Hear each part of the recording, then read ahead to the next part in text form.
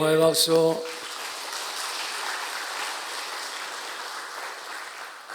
오늘 여러분의 개인과 가정에 부활절에 복이 넘치시기를 축복합니다.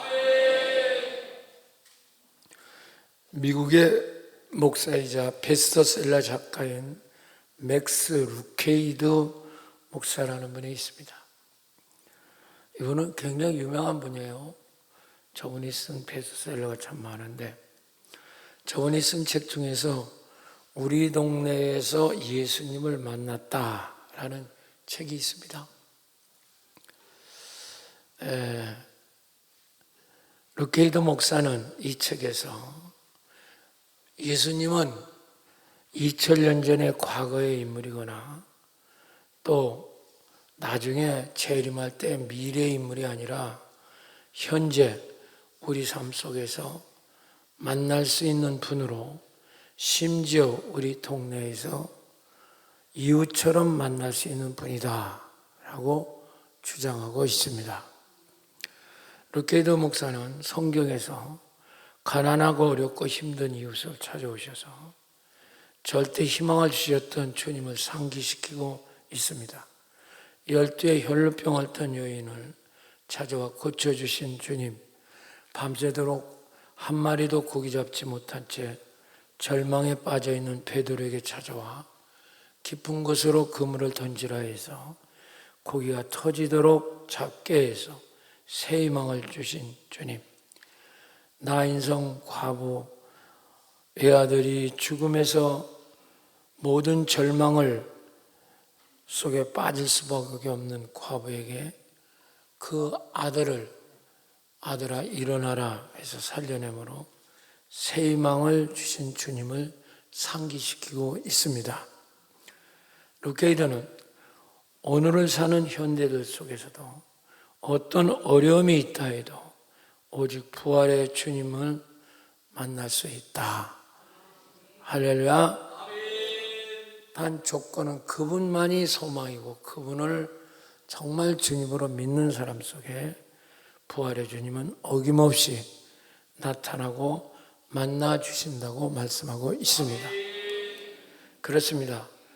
부활한 주님은 과거의 분이 아니에요. 미래 분도 아니고요. 시간과 공간을 초월하여 오늘 이 순간에 우리 이웃에서 만날 수 있는 가장 친근하고 따뜻한 그런 우리 동네에 계신 분임을 여러분 깨달을 수 있기를 축복합니다. 할렐루야. 쉽게 말하면 그저 어떤 할머니가 폐지를 잔뜩 싸가지고 추운 겨울날 끙끙거리고 언덕을 오르고 있을 때 누군지 모르게 뒤에서 밀고 있는 분이 있습니다.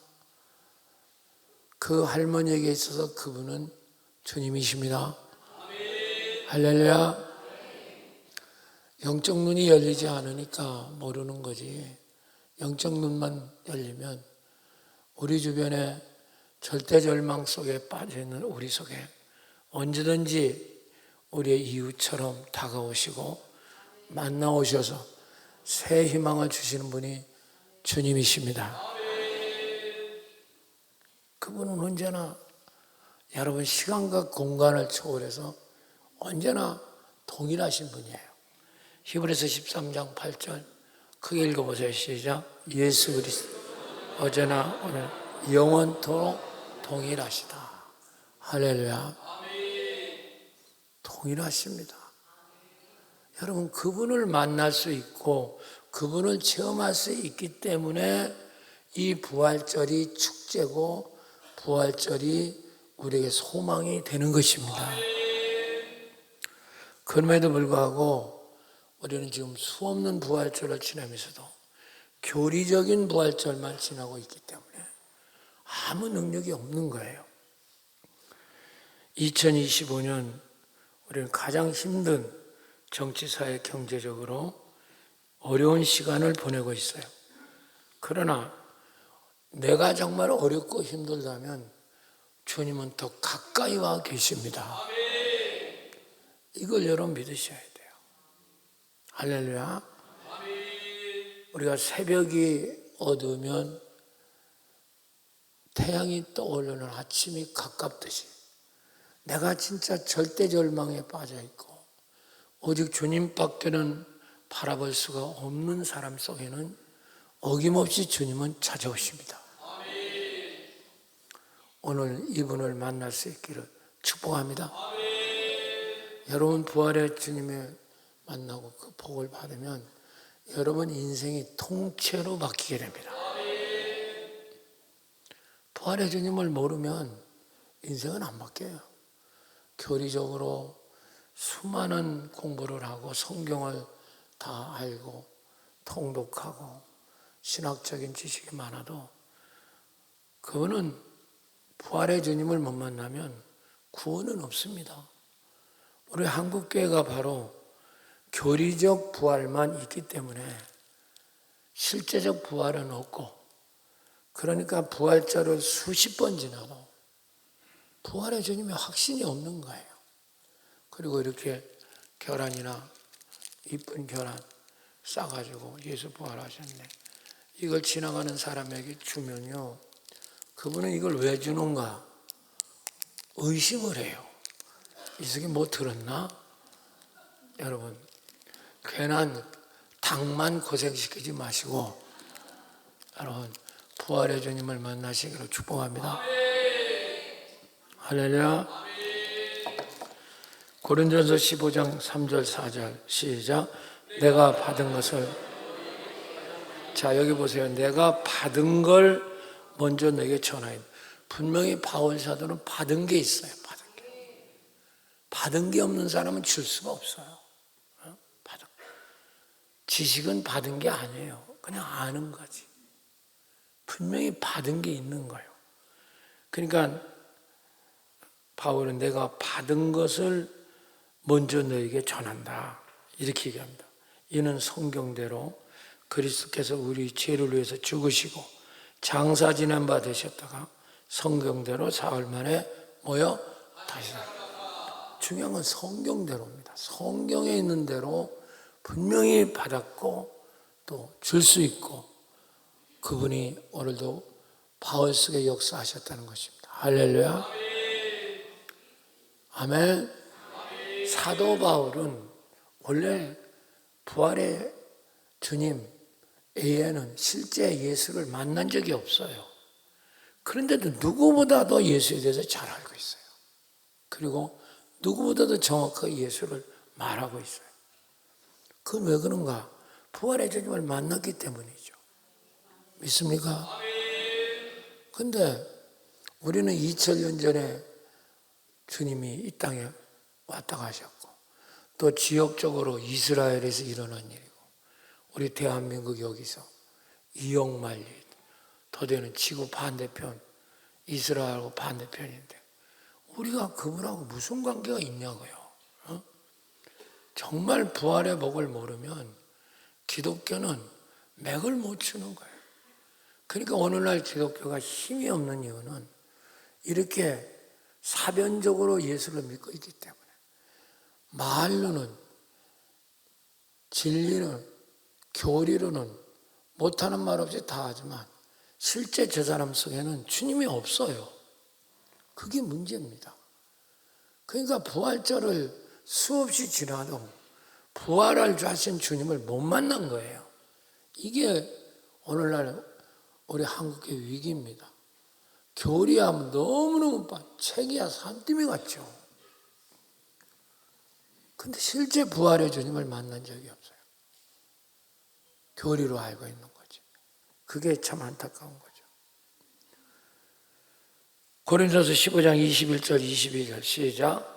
사망의 한 사람 말미암아 죽은 자의 부활도, 우리가 모두 아담 안에서 한 사람은 다 죽습니다. 죄악으로, 죄에 싸서 사망으로.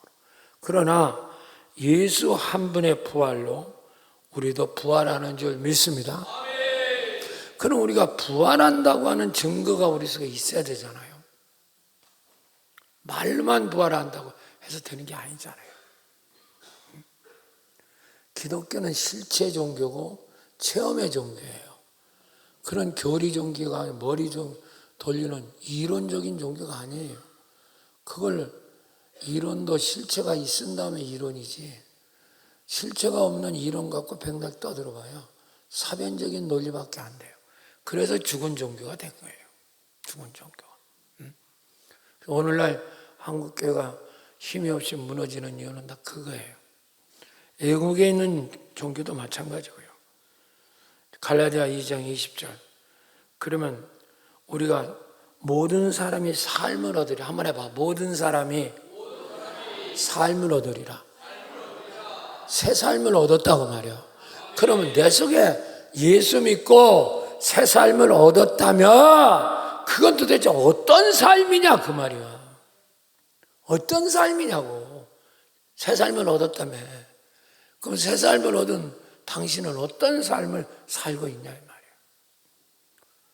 그걸 모르니까, 그 체험이 없으니까 교회를 오래 다녀도 소용이 없어요. 소용이 없다고. 자, 갈라디아 2장 20절에서 22절 다시 한번 읽어봐요. 시작. 아담 안에서 모든 사람이 죽은 것. 아니 고린도서 15장 22절 시작. 아담 안에 죽은 것 같이 그리스도는 모든 사람. 아담에서 우리가 다 죽어요. 그러면 예수 안에서는 새로운 삶을 얻어요. 그러면 새로운 삶을 얻은 삶은 어떤 삶이냐고요. 삶을 얻었다며. 어떤 삶이냐고. 그걸 날마다 우리가 부활절마다 체험하고 여러분 믿고 실제를 증거하고 그래야 이 닭도 원통하지 않겠어요? 자기 알맹이 가지고 사람들이 마구잡이로 그냥 몇천 개씩 그저 갖다가 삶아 먹고 그저 전하고 어떤 삶을 얻었을까? 갈라디아 2장 20절 이제 더 깊이 들어가 보자고. 시작. 내가 그리스도와 함께 십자가. 그런즉 이제는 내가 사는 게 아니요 오직 내 안에 그리스도가 사요. 이제 내가 사는 게 아니다. 그리고 이제는 내 속에서 그리스도가 사신다. 할렐루야. 그러므로 부활의 복은 다른 게 아니에요. 다른 교리 아무리 갖다 집어쳐넣어도 소용없어요. 내 속에 주님이 사셔야 돼요. 이게 부활의 복이야. 주님이 내 속에 사시지 않는다면 당신은 쓸데없는 부활절이요. 칸타타 의미 없어. 괜히 자기에 도취돼서 그렇게 하는 거지. 그게 무슨 의미가 있어요? 생각해 보세요. 우리가 진짜 칸타타라는 주님의 영광 돌리는 것은 내 안에 새로운 삶, 다시 말하면 예수님이 내 속에 사시기 때문에 그분을 높이고, 할렐루야, 그분을 찬양하는 게 칸타타잖아요. 노래를 잘하는 게 아니라. 그 잘하는 것도 중요하죠. 본질을 잊어먹으면 안 돼요. 지금 당신 누구를 지금 높이고 있냐고요. 화음, 멋진 하모니 아니잖아요. 그건 사람들 귀에 듣기 좋게 하는 거잖아. 그렇게 할 수는 있지만 감동은 없잖아요. 야, 노래 잘한다. 그것밖에 없죠. 여러분, 그게 부활절입니다. 또 여기 오늘 성만찬하잖아요. 똑같아요. 이거 포도주 먹고 떡 먹는 거. 어떤 사람은 그래요. 아무것도 모르는 사람은 이거 교회 와서 성만찬하면서 딱 교회가 짜요. 포도주 일라면 한 잔씩 주든지 뭘 코딱지만 한데 여기다가 뭐 이걸 주고서는 뭘 포도주 줬다고 하냐.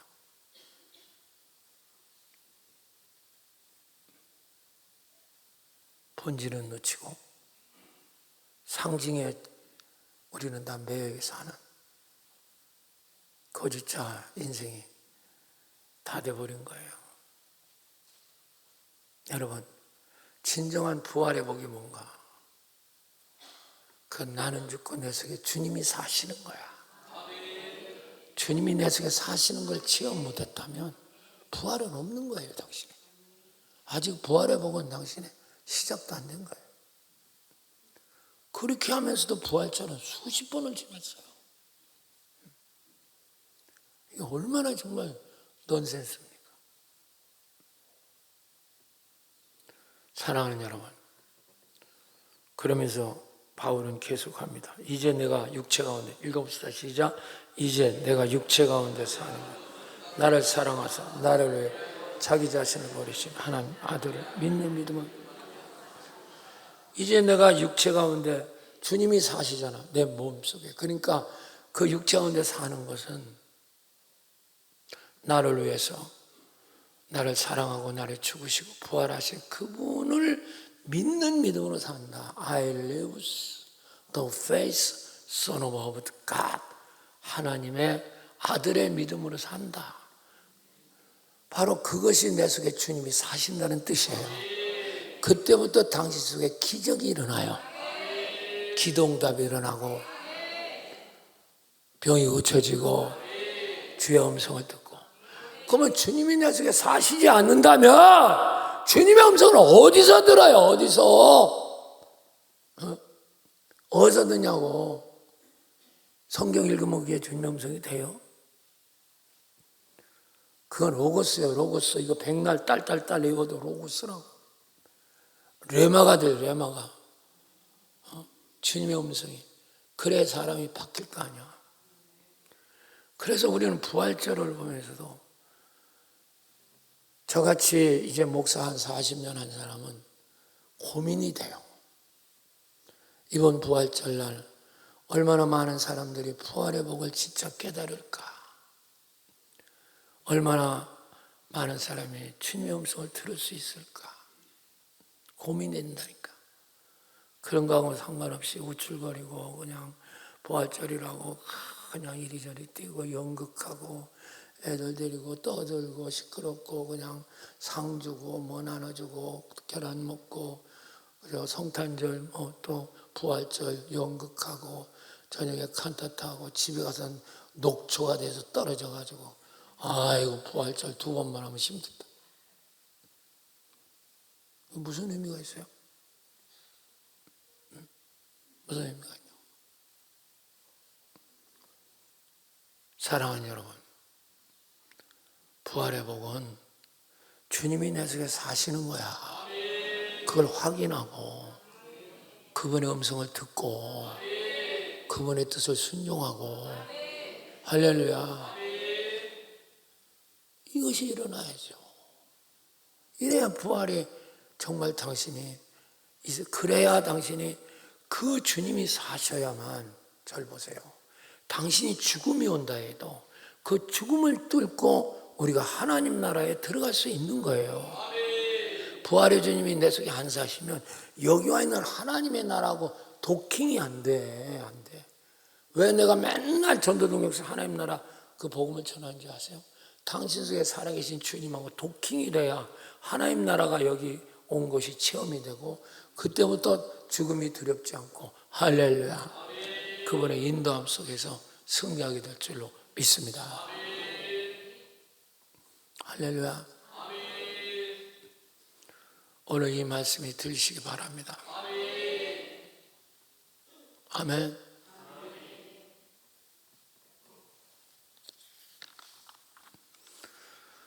로마서 6장 4절 띄워봐요. 이제 조금 더 깊이 들어가 보자고. 시작.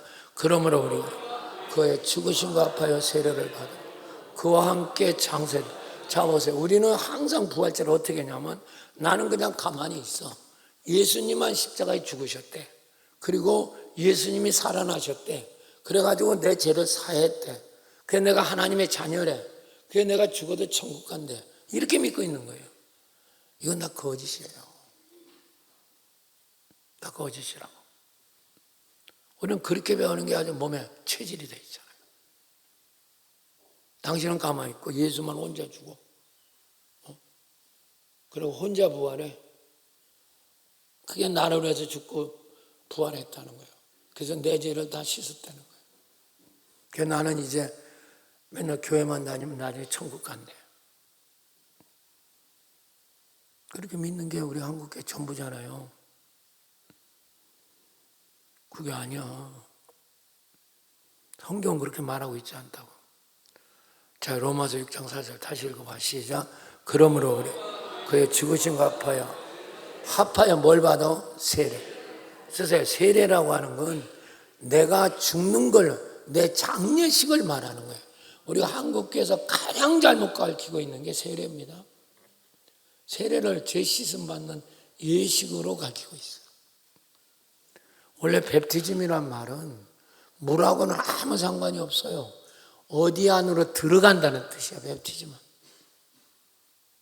원래 원어는. 그러니까 주님 안으로 들어가서 우리가 주님이 죽을 때 나도 죽고, 할렐루야. 주님이 부활할 때 나도 부활하고. 그래서 세례식이라는 건 내 장례식이야. 쓰세요. 세례식은 내 장례식이라고. 그러니까 세례식이 자기가 죽어본 경험이 없는 거야. 저분은요. 아무리 오래 믿었어도. 장례를 치른 적이 없어요. 저분은요. 그러니까 부활의 주님하고는 상관이 없죠. 정틀이를 갖고 맨날 뭐 목사를 하고 전도사를 하고 맨날 저러니까 무슨 교회가 부흥되고 능력이 나타나겠어. 저기 읽어보라고. 그의 죽으심과 아파요. 내가 뭐 받음으로? 그와 함께 뭐 됐대? 그럼 내가 죽었단 말이야, 안 죽었단 말이야? 세례는 내 장례식이야. 그래서 내가 맨날 가르치는 게 뭐예요? 죽기 전에 죽음을 먼저 체험해야 된다. 그 말을 하는 거죠. 당신은 죽기 전에 죽음을 체험한 적이 없기 때문에 사는 게 힘든 거예요. 예수를 믿어도. 사는 게 힘들어요. 되는 게 없어요, 되는 게. 되는 게 없다고.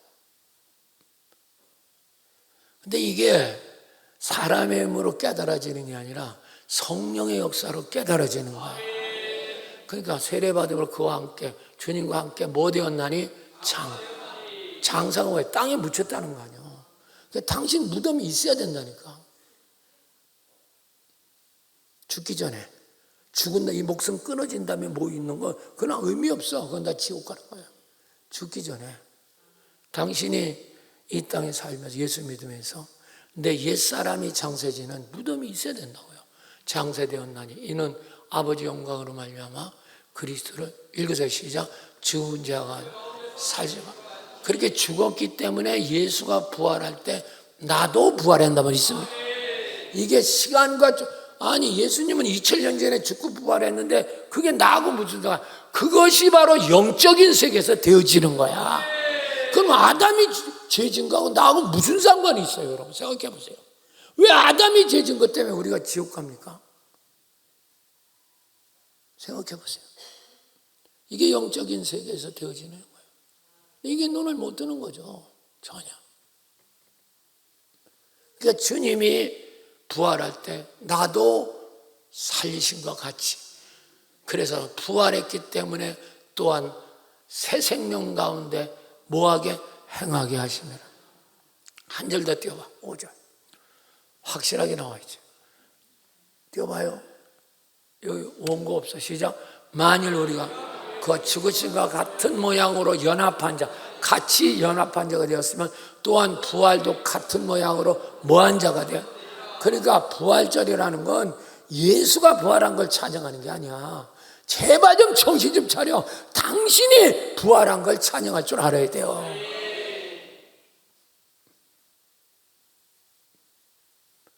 우리는 평생 40년 동안 부활절하면서 맨날 예수만 부활했대. 그럼 너는 어떻게 됐고? 부활한 적이 없잖아요. 이건 영적으로 되어지는 거예요. 그러니까 몸은 우리가 갖고 있지만 내 실제 속사람은 겉사람이 죽고 속사람으로 여러분 새롭게 부활한 거란 말이야. 그 부활한 생명을 타고 주님이 내 속에 사시는 거야. 주님과 연합됐기 때문에. 이게 이해가 돼야 돼요. 체험되고. 이게 기독교예요. 그러니까 이걸 한 번도 가르치기도 배우지도 못하고 체험도 못했기 때문에 한 발짝도 못 나가요. 저 사람은. 맨날 그러니까 신학적으로 뭐 누구 이러니 어쩌고 누구 이러니 그 개떡 같은 소리 좀 그만해. 그거 나도 공부 어지간히 했어요. 저도요. 다 헛탕치는 거야. 주님이 내 속에 사시지 않는다면 우리는 예수가 당신하고는 아무 상관이 없어요.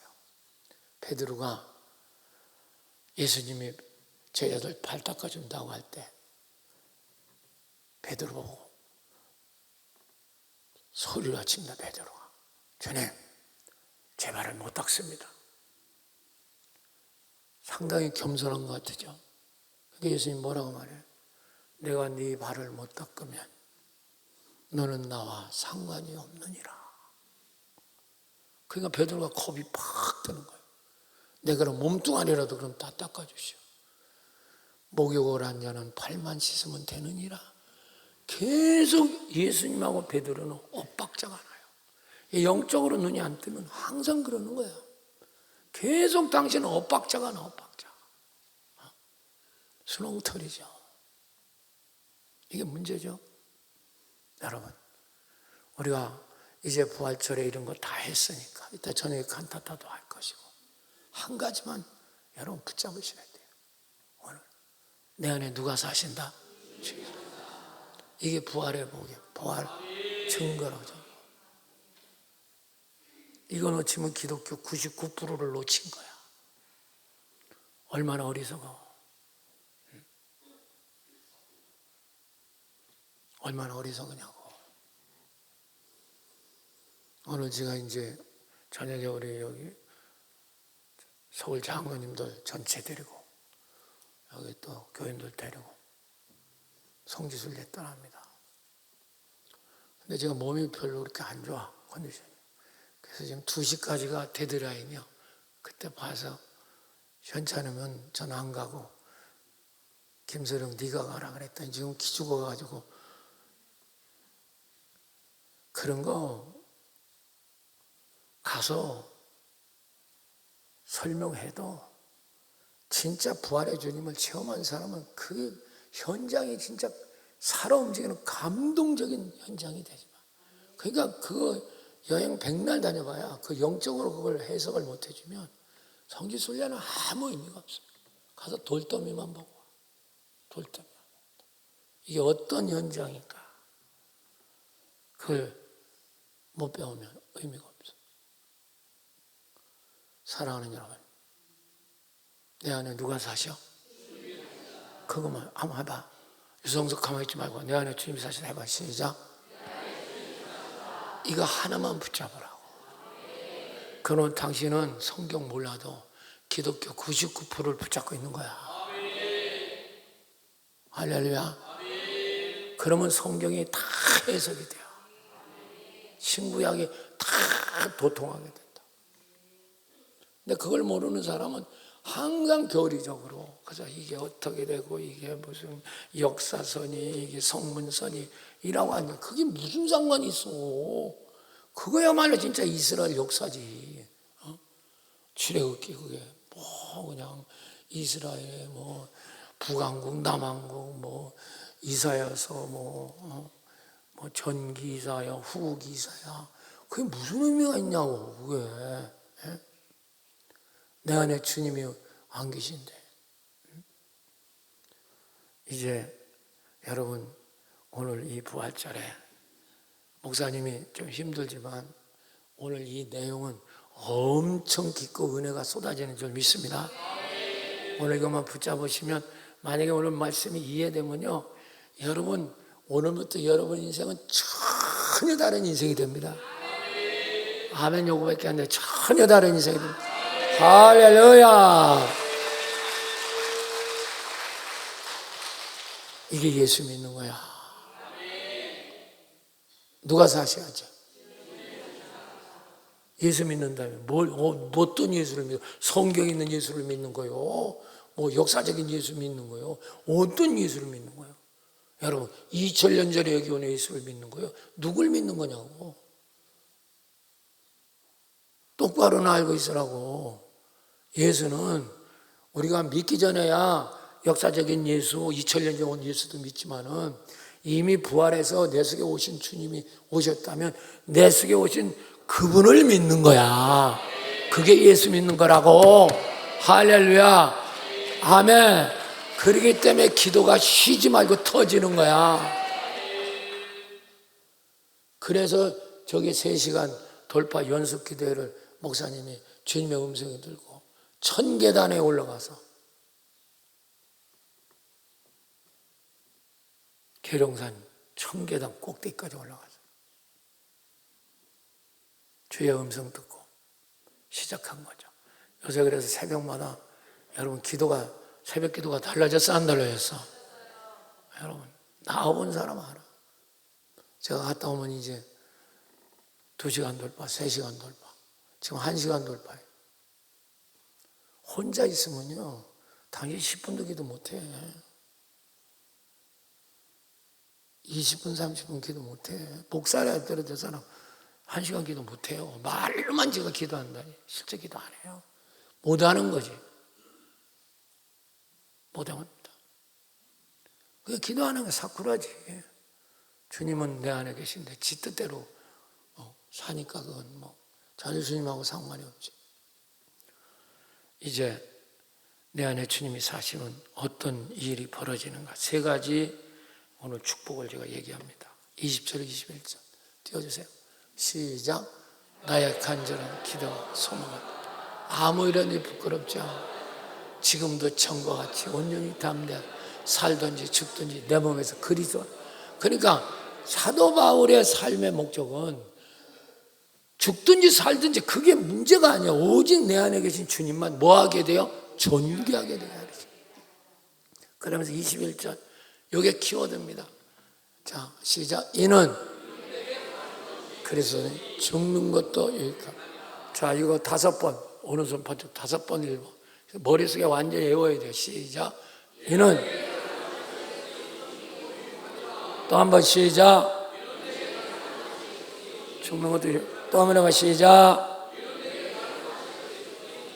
또 한 번 해봐. 시작. 또 한 번 해봐. 시작.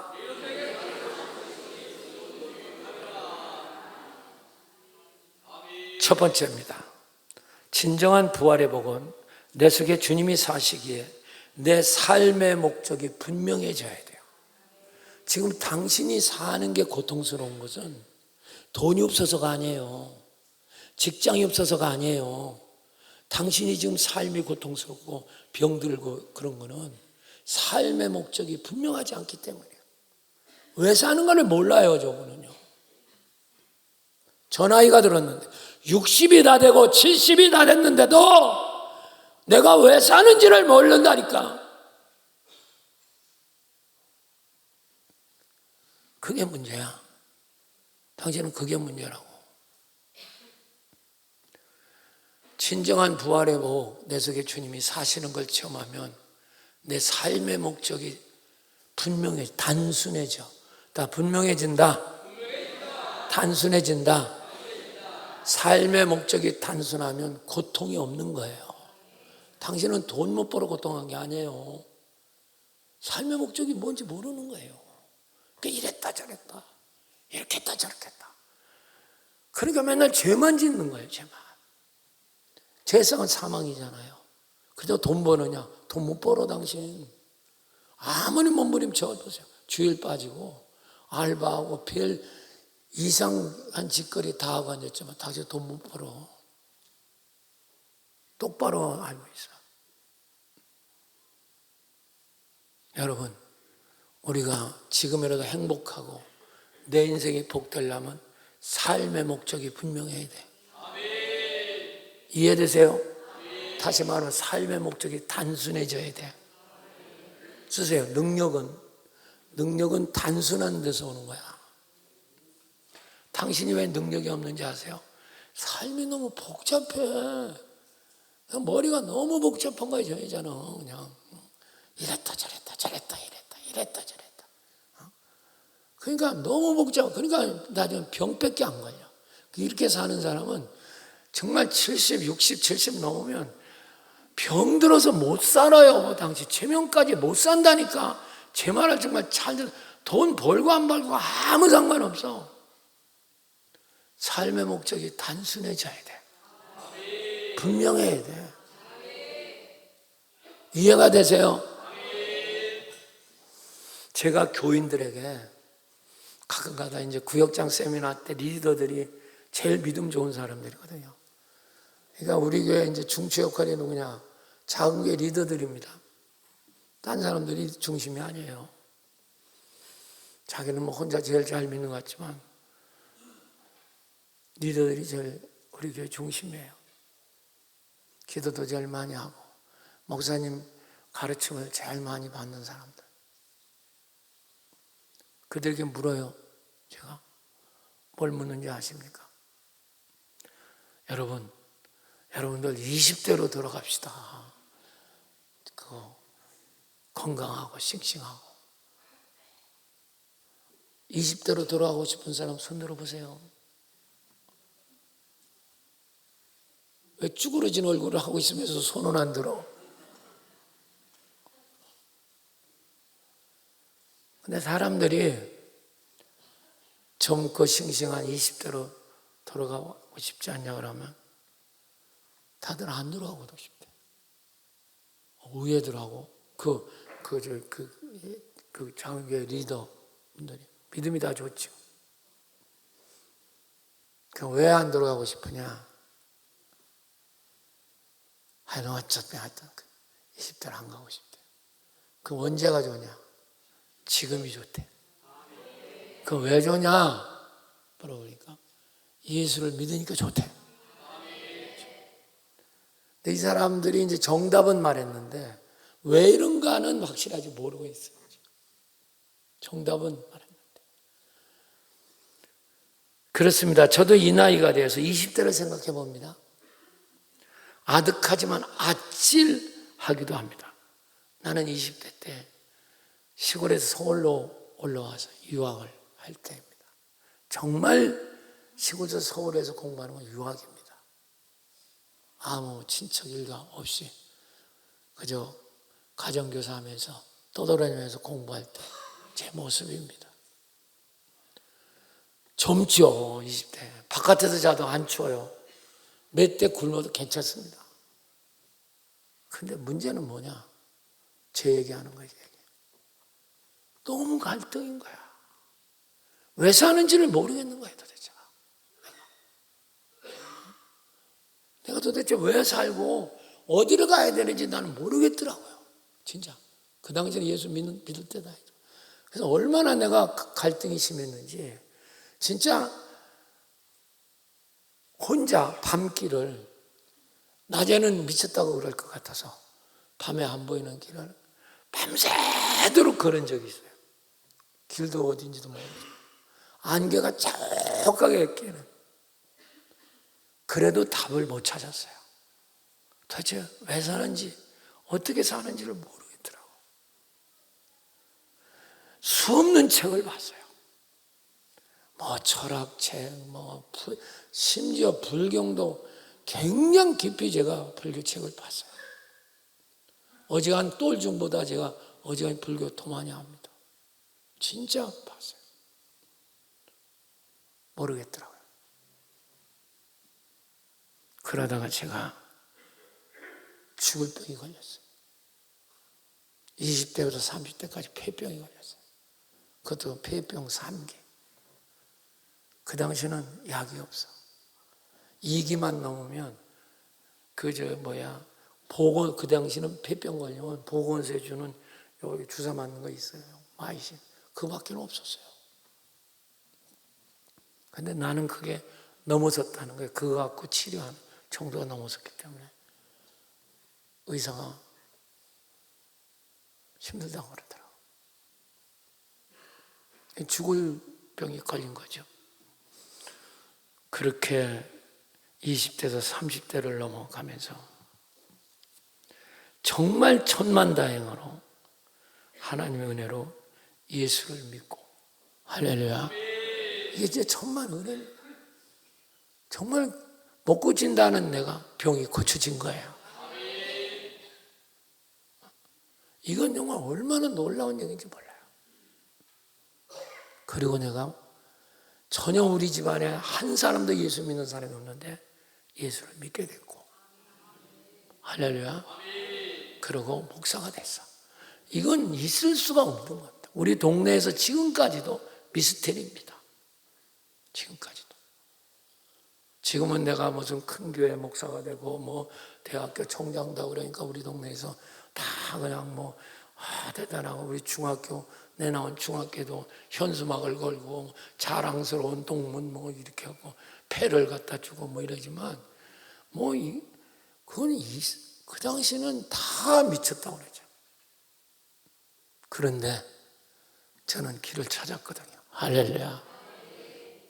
이 나이까지 건강하고, 그리고 내 삶의 목적인 예수를 전하고 있으니 이 얼마나 행복한 일일까. 정말 이건 상상할 수 없는 여러분 축복의 환상이에요. 그럼 저는 어디서 삶의 목적을 찾았을까? 이 복잡한, 저같이 복잡한 사람이 없어요. 얼마나 신경이 예민하고 누가 요만한 부석한 소리만 들어도 근심 걱정이 태산 같은 사람이 어떻게 했을까? 바로 오늘 이 바울의 말씀입니다. 빌립보 1장 21절. 여기서 제가 하나님의 음성을 들은 거예요. 시작. 이는 내게 사는 것이 누구니? 이때 주님이 내 머리를 땅 때리고 레마로 들려온 게 바로 뭐냐? 바울이 찾았던 삶의 목적이 이거였구나.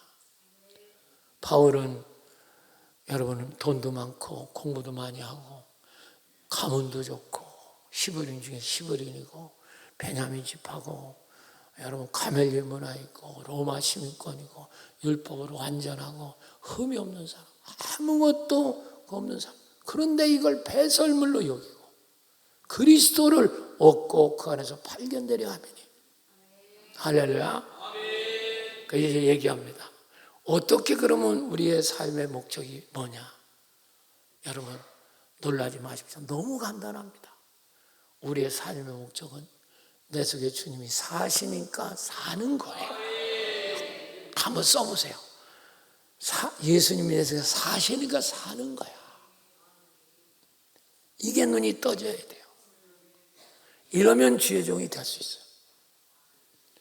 우리는 지금까지 예수를 어떻게 믿었느냐? 자기 일을 도와주는 분으로 예수를 믿은 거예요. 병 고쳐주고 또 직장에서 승진하고 자식 잘 되고 사업 잘 되고 그런 분으로 예수를 믿은 겁니다.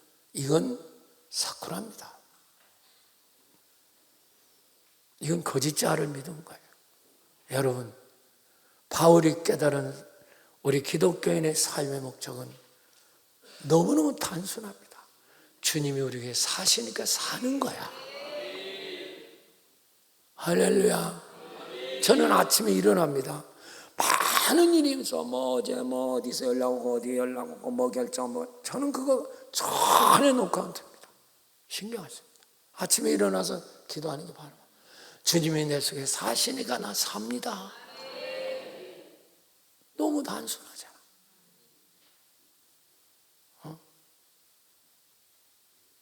누가 사시니까? 주님이 사니까 사는 거예요. 내가 무슨 계획이 있어 사는 게 아니라니까. 뭘 돈 벌고 출세하고. 그전에는 그랬지. 더 큰 교회 만들고 민경설 목사 그냥 뜨고 전국적인 목회자 되고 수천 명씩 모여가지고 세미나하고. 근데 그때까지도 이게 잘 안 보였어. 그런데 주님이 제게 보여주셨어요. 우리가 사는 것은 내 속에 누가 사시니까 사는 거야. 눈 뜨고 나 오늘 어디 갈까 뭘 할까. 그게 아니에요. 주님이 사시는 대로 순종만 하면 길이 열리는 거야. 그분이 길이잖아. 그분이 생명이잖아. 그러면 병도 고쳐지고 그러면 사업의 길도 열리고, 그러면 남편의 길도 열리고. 할렐루야. 이거를 붙잡아야 된다고. 이게 부활의 복이란 말이야. 근데 이걸 거꾸로 뒤집어서 예수를 믿어서 지가 잘 되고, 지가 큰 자 되고, 지가 무슨 돈 벌고, 지가 출세하고 있다고 생각을 하니까 저것이 다 망가진 거지. 그러니까 인생이 다 꼬인 거예요. 통째로 꼬인 겁니다. 그러니까 부활의 복을 못 누린 거죠. 사랑하는 여러분, 우리는 삶의 목적이 단순해야 돼요. 누가 사시니까? 사니까 사는 거야. 눈 뜨고.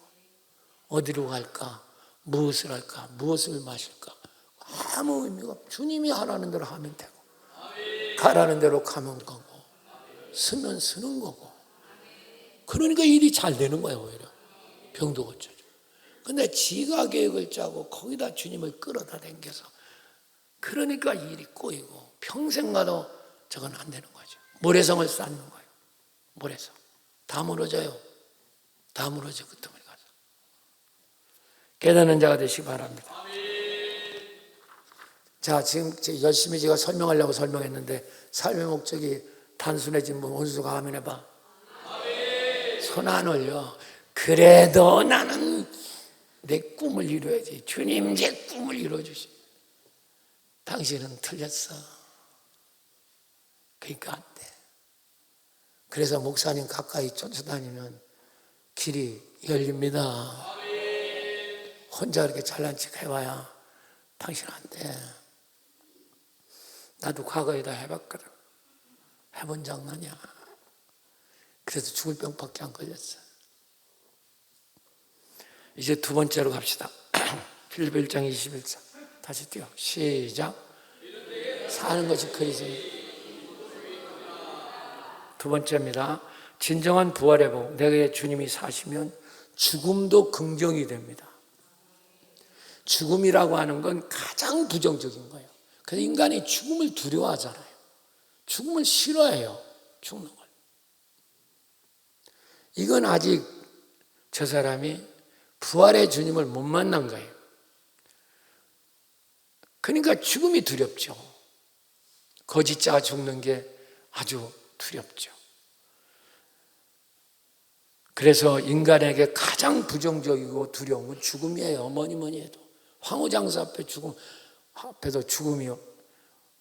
황후장사 앞에. 죽음 앞에는 황후장사 없다 그러잖아요. 대통령이든 뭐 갑부든 이병철이든 뭐 이건이든 뭐 자기 집에다 뭐 투석기 갖다 놓고 뭐 6년이니까 10년 이건이 그분이 살았다고 하는데 그게 무슨 의미가 있어요? 다 의미 없는 짓거리야. 다 의미 없는 짓거리라고. 사랑하는 여러분, 우리가 진정한 부활의 복을 받으셔서 내 속에 누가 사시면 죽는 것도 뭐하다고? 유익하다. 그건 왜 유익한가? 그걸 제가 설명할게요. 프랑스의 무신론자 유명한 사상가 볼테르라는 사람이 있었는데 정말 당대 엄청난 인기를 누렸던 사람이에요. 지식이 많아. 우선 박사죠. 그리고 완전히 계몽주의에 휩쓸던 사람입니다. 그러니까 이 사람은 계몽주의가 이제 뭐냐면 중세시대 때 신의 전 세계를 다스렸던 시대, 중세시대잖아. 그때부터 이제 르네상스가 14세기부터 시작이 되거든. 그래서 인본주의가 싹트기 시작하면서 계몽주의를 꽃을 피우게 되는 겁니다. 그때 학자예요. 그러니까 뭐 대단한 인기죠. 이분은요 젊은이들에게 인기가 뭐 진짜 요 사이로 말하면 왜 그 우리나라에 그 왜 뭐야 노래 부르는 애들 누구야? 몰라? 아니 성경도 모르고 그것도 모르고 아는 게 도대체 뭐야? 아는 게 BTS 교회 가끔 나오는 우리 강여사만 알고만 BTS.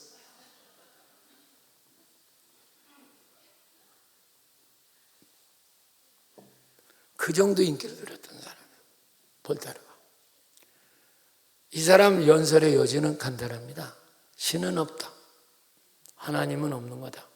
천국과 지옥은 허상이다. 인간이 꾸민 거다. 그리고 마음껏 인간의 능력을 발휘하고 마음껏 즐기는 것이 최고의 행복이다. 이러니 얼마나 젊은 사람들 좋아하겠어요. 구름대 같은 어떤 청중을 이끌고 다녔어요. 그런데 이도 70이 넘어서 폐수종이라는 병, 폐가 물이 차는 병, 암 비슷한 겁니다. 이래갖고 사형 선고를 받습니다. 의사한테. 당신 이제 얼마 못 삽니다.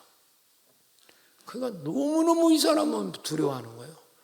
아니 천국은 없다고 하고 뭐 하나님 뭐 천국 지옥 없다 뭐 이러는 이 사람이 왜 이렇게 무서워요? 막 벌벌 떨면서 의사한테 하는 말이 워낙 부자예요. 저 사람 돈이 많아. 그러니까 의사한테 얘기하는 거예요. 내 재산을 절반을 주겠다 당신에게. 나 6개월만 더 살게 해다오. 그러니까 의사가 뭐랬는지 아세요? 볼테르에게 당신 재산 다 준다 해도 6주도 더 못 살게 하겠다. 그리고 정말 몇 주 후에 죽습니다. 이 볼테르. 근데 참 신기한 일이 벌어집니다. 그 당시에 아무리 계몽주의고 그러지만 르네상스 시대고 하지만 장례식은요 성당, 교회 아니면 할 수가 없어요. 개인적으로는 못합니다. 그러니까 이 사람의 장례식을 받아줄 교회나 성당이 없는 겁니다. 아무데도 안 받아줘요. 시체가 썩어가는데도. 이게 얼마나 여러분 웃깁니까? 그 인기 많은 사람이에요. 그래서 결국은 이 볼테르를 정말 초라한 일곽에 있는 수도원, 이름도 없는 수도원 그런 데서 생매장을 그냥 해버리고 말아요. 뭐 나중에는 이 사람 모유를 뭐 이장했다고 하더라고. 워낙 유명했던 사람이니까. 여러분, 이 사람이 죽을 때 뭐라고 했는지 아세요? 나는 그리스도께 버림을 받았다. 내게 지옥이 찾아온다. 아니 지옥이 없다며. 하나님 없다며. 왜 죽는데 지옥이 보여? 왜 예수한테 버림을 받았다고 하냐고. 이게 참 어리석음이에요. 여러분, 우리 속에 부활의 주님을 영접하시면 이미 그분은 죽음을 이기고 들어오신 분이에요. 그래서 우리는 그분 안에 살면 죽음이 두렵지 않은 거예요.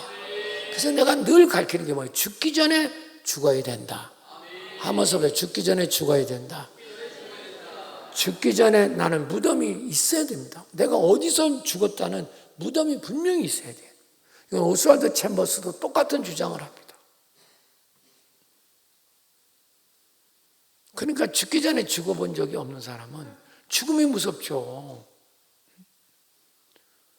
그러나 우리가 지금이라도 정말로 죽기 전에 죽음을 체험한 사람은 주님과 함께, 부활의 주님과 함께 여러분 죽음 자체가 축복인 줄 믿습니다. 유익이야. 너무 유익한 거야. 그래서 우리 스데반 집사 같은 사람 보면 돌로 맞아 죽어가면서도 얼굴이 천사 얼굴을 했다. 이렇게 나옵니다. 자, 사도행전 16장 15절 띄워봐요. 시작. 공회 중에 다 스데반을 주목하니 그의 얼굴이 지금 막 사람들이 돌 던지고 욕할 때거든요. 얼굴이 천사 얼굴 같더라. 왜 그랬을까? 이미 스데반은 주님과 함께 십자가의 죽음을 체험하고 부활하신 주님의 그 안에 같이 있기 때문에 영원한 죽음 저편의 천국을 바라보고 있는 겁니다.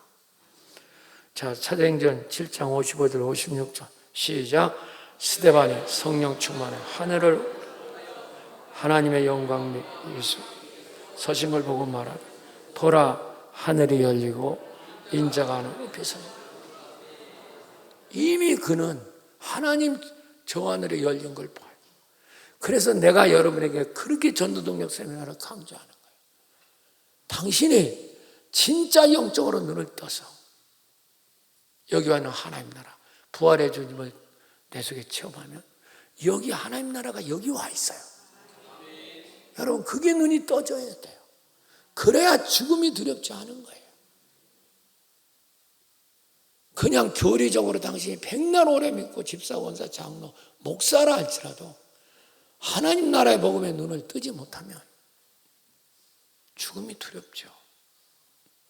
죽음 앞에 다 배반하고 비참하게 됩니다.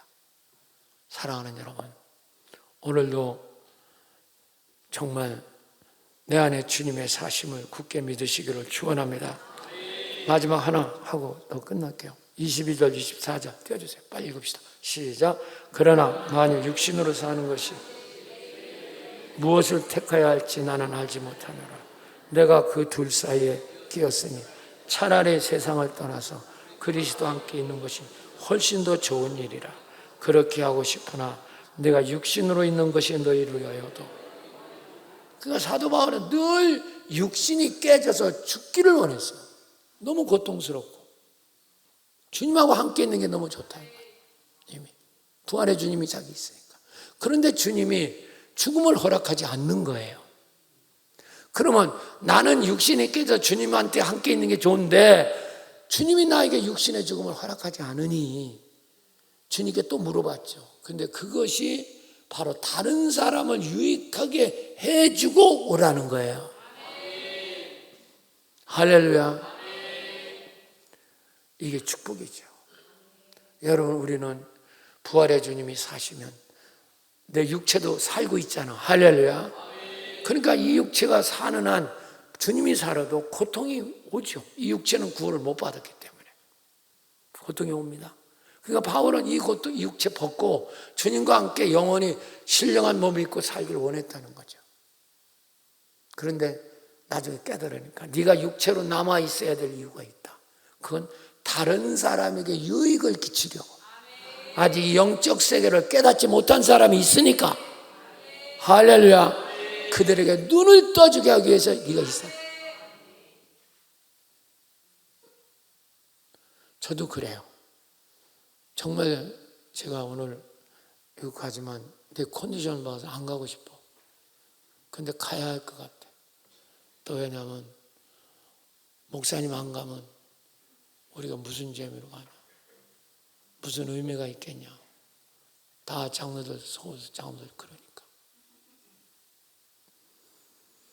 저에게는 고통이지만 하나님이 또 이런 것도 하나님 주신 상황이라고 저는 믿습니다. 다른 사람에 유익을 줄 수 있다. 근데 이게 왜 그러냐면 잘 보세요. 세 번째입니다. 그래서 부활의 복, 주님이 내 속에 사시면 육체의 고난도 유익이다. 하면 다 육체의 고난도 다 유익이다. 왜? 다른 사람을 유익하게 해주거든요.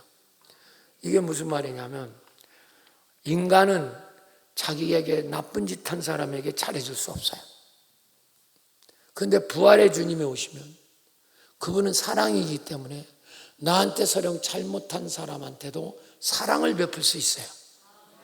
이해가 되십니까? 아멘. 그러면 그 사람한테는 하나님의 사랑이 전달되니까 그 사람은 구원을 받을 수 있고 할렐루야. 하나님은 그러나 본인은 고통스럽겠죠. 그러나 그 축복은 다 나에게 주시는 줄 믿습니다. 이게 분명해야 돼요. 내가 예를 하나 들고 설교 마칠게요. 요셉이 자기 형제들을 팔아먹으려고 했잖아요. 근데 그 형제들을 다 데려다가 구원시키고 땅 주고 집 주고 그러잖아요. 사실은 요셉의 개인 생각으로는 형제들을 그렇게 못합니다. 완전히 죽이려고 했잖아요. 노예로 팔아먹고요. 그런데 그들에게 그렇게 잘해주고 집 주고 땅 주고 이렇게 한 것은 요셉 개인이 변해서 그랬다기보다는 요셉 속에 계신 하나님이 하신 거예요. 할렐루야. 믿습니까? 그러니까 여러분 절대로 여러분이 누구를 사랑한다, 여러분이 미워하는 사람 사랑 못해요.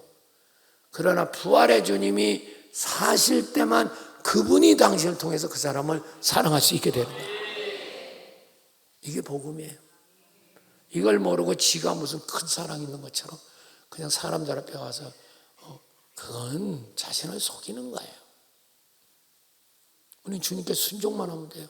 할렐루야. 그럼 원수까지 사랑할 수 있는 거죠. 그런데 이제 문제가 생겼어요. 그 요셉의 아버지인 야곱이 죽어버렸네. 그 야곱의 형제들이 겁나는 거예요, 이제. 아니, 요셉이 아버지 때문에 저들을 봐주는 줄 알았는데 아버지 죽었으니까 우리를 이제 죽이면 어떡하나 겁이 난 거예요. 그래 막 요셉한테 와서 이제 비는 거예요. 그때 이제 요셉이 뭐라고 하나 봐요.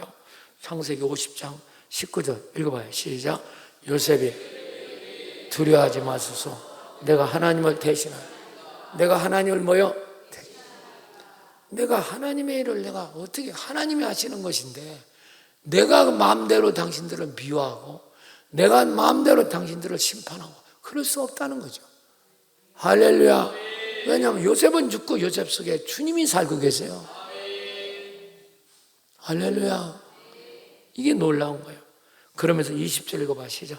당신들은 나를 헤아려. 하나님은 그것을 선으로 바꿔서. 뭘로 바꿔서? 악을 선으로 바꿀 수 있는 분은 하나님밖에 없어요. 선으로 바꾸사 많은 백성의 생명을 구원하게 하셨나이다. 21절 시작. 당신들은 두려워하지 마소서. 내가 당신들의 자녀들을 기르리라 하고 그들을 간곡히 말. 이것도 다 요셉의 개인의 마음이 아니라 요셉 속에 들어있는 주님의 마음입니다. 이렇게 사랑이 전달되는 거예요. 그러니까 육체적으로는 고통이죠, 요셉도.